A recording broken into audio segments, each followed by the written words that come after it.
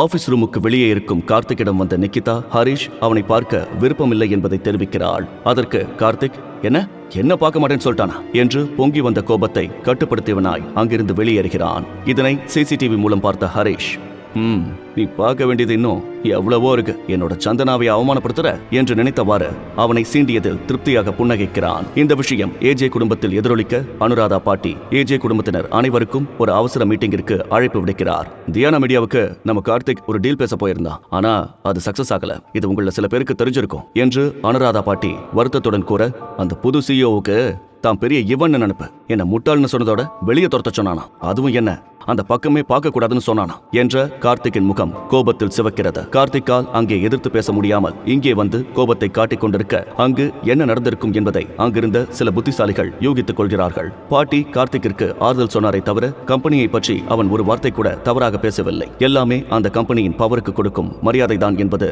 அவர்களுக்கு புரிந்தது. மேலும் தியானா மீடியா புது சிஇஓ பிலோ 30 இருக்கிற ஒரு யங்ஸ்டர், சின்ன வயசு இல்லையா, சோ அவர் ஒரு செல்ஃப் ப்ரைட் பர்சனா இருக்கலாம், ஆனா அதுக்கப்புறம் நம்ம அனுப்புற ஆள் அவருக்கு ஓகேவானு தெரிஞ்சா கூட சேர்ந்து பிசினஸ் செய்யறதுல பிரச்சனை இல்லைன்னு சொல்லிருக்காரு. சோ இந்த டீலை சக்சஸ்ஃபுல்லா முடிச்சிட்டு வர யார் கரெக்டா இருப்பாங்கன்னு சொல்லுங்க என்று கூட்டத்தை பார்த்து கேட்கிறார் அனுராதா. அதற்கு அனைவரும் அமைதியாக இருக்க கார்த்திக் எழுந்து, இந்த டீலை பேசி முடிக்க சந்தனா கரெக்டா இருப்பான்னு தோணுது என்று சொல்ல சந்தனா அதிர்ச்சி அடைந்து அவனை பார்த்து முறைக்கிறாள். அவள் தவிப்பதைக் கண்டு கார்த்திக் உள்ளுக்குள் சிரித்துக் கொள்கிறான். சந்தனா தயங்க, கார்த்திக், உன்னோட கம்பெனில 40 கோடி பினான்சியல் ப்ராப்ளம் இருக்குன்னு எல்லாருக்கும் தெரியும், இதை மட்டும் நீ ஓகே பண்ணிட்டு வந்தா கண்டிப்பா பார்ட்டி உனக்கு சப்போர்ட் பண்ணுவாங்க, உன் கம்பெனியை திவாலாக விட மாட்டாங்க என்று வன்மத்துடன் கூறுகிறான். கார்த்திக் சொன்னது சந்தனாவிற்கு சரியென புரிந்தாலும் வேறு வழியின்றி தவிப்புடன் அமர்ந்திருக்கிறாள். அனுராதா பாட்டி, சந்தனா, நீ நாளைக்கு போய் அந்த டீலை பேசி முடிக்க ட்ரை பண்ணு, நம்ம குடும்பத்துக்காக கண்டிப்பா நீ இதை செய்யணும் என்று கட்டளையிடுவது போல கூறி மீட்டிங் இஸ் ஓவர் என்று சொல்லிவிட்டு கிளம்புகிறார். சந்தனாவுக்கு மீட்டிங்கை பற்றி நினைக்க குழப்பமாகவும் எரிச்சலாகவும் இருக்கிறது. சந்தனாவின் நிலையை பற்றி அங்கிருந்த யாருக்கும் கவலையும் இல்லை. அடுத்து என்ன செய்வதென்று புரியாமல் குழம்பி போயிருந்ததா இதை பற்றி பேச தர்ஷினியை வீட்டுக்கு அழைத்திருந்தாள். கொஞ்சம் ரிலாக்ஸாக பேசிக் கொண்டிருந்த சந்தனாவிடம் தர்ஷினி, ஹரிஷ் எங்க என்று கேட்க வெளியே போயிருப்பதாக சொல்கிறாள்.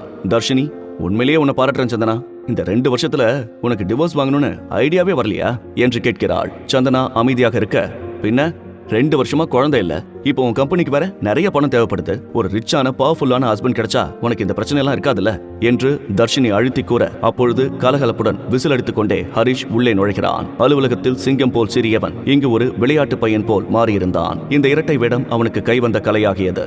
சந்தனாவிடம் சென்ற ஹரிஷ், டார்லிங், உன்னோட கம்பெனிக்கு இன்னும் 40 கோடி தேவைப்படுதுல்ல என்று கேட்க அவன் பேச்சை கேட்காதவள் போல் நடந்து கொள்கிறாள். உன் காமெடிக்கு அளவே இல்லையா ஹரிஷ் என்று தர்ஷினி நக்கல் அடிக்க அவளை முறைக்கிறாள் சந்தனா. தர்ஷினியை பார்த்த ஹரிஷ், இந்த நிலைமையை சமாளிக்க நான் சந்தனாவுக்கு 40 கோடி கொடுத்தா நீ என்ன பண்ணுவ என்று கேட்க மேலும் சிரிக்கிறாள் தர்ஷினி. தர்ஷினியை அலட்சியமாக பார்த்து கொண்டே தன் பாக்கெட்டிலிருந்து டெபிட் கார்டு ஒன்றை எடுத்து சந்தனாவிடம் கொடுக்கிறான். இந்தா, இதுல 40 கோடி இருக்கு, எடுத்துக்க என்று கூற சந்தனா ஆச்சரியமுடன் பார்க்கிறாள். தர்ஷினி நம்பாமல் சிரித்துக் கொண்டே இருக்கிறாள். சந்தனாவிற்கு ஒரு புறம் சந்தேகமாக இருந்தாலும் ஹரிஷை நம்பவே விரும்பினாள். அவளுக்கு சந்தேகம் என்றால் ஆன்லைனில் பேலன்ஸை செக் பண்ணிக்கொள்ள சொல்கிறாள். அவனை மாட்ட வைக்கும் சந்தர்ப்பத்துக்காக காத்திருந்தவள் போல் தர்ஷினி, சந்தனா, நீ இதுக்காகவே உடனே ட்ரை பண்ணி பார்க்கணும் என்று ஆர்வத்துடன் அமர்ந்திருக்கிறாள். சந்தனா எழுந்து சென்று தன் கம்ப்யூட்டரில் லாகின் செய்து பார்க்க 40 கோடி சம்திங் என்று பேலன்ஸ் காட்டுகிறது. திகைத்து போகிறாள் சந்தனா. அவள் திகைத்ததை கண்ட தர்ஷினியும் சென்று பார்த்து அதிர்ந்து நிற்கிறாள்.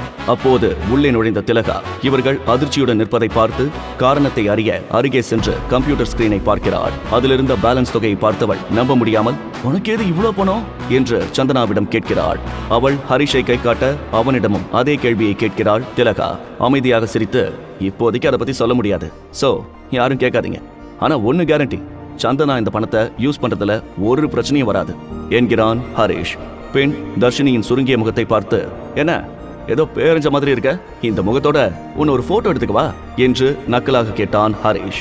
ஹரிஷை தவிர அனைவரும் அங்கு நடப்பதை நம்ப முடியாமல் அதிர்ச்சியிலேயே இருக்கின்றனர். 40 கோடி மட்டுமல்ல, இன்னும் எவ்வளவு கேட்டாலும் கொடுக்கிற அளவுக்கு ரொம்ப பெரிய பணக்காரன் ஹரிஷ் என்பதும் தியானா மீடியா ஓனரும் அவன்தான் என்று சந்தனாவுக்கு தெரிய போகிறதா இல்லையா? தெரிந்து கொள்ள இப்போதே பாக்கெட் எஃப்எம்மில் கிங் தமிழ் கதையை கிளிக் செய்து அடுத்த எபிசோடை கேளுங்கள்.